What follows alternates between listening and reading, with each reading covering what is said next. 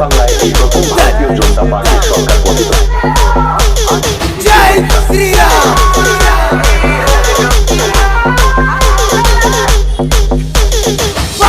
প্রথমেই কবিগুরুর চরণে জানাই সশ্রদ্ধ জয় শ্রীরাম। বজরংবলী হনুমানজি মহারাজের চরণ পাতে এসেছি। আপনাদের ভালোবাসা আর আশীর্বাদই আমাদের এগিয়ে চলার শক্তি। তাই আসুন সবাই মিলে সগর্বে বলি, ভারত মাতা কি জয়, জয় শ্রীরাম, গৌ মাতার জয়, হিন্দু সনাতনীর জয়।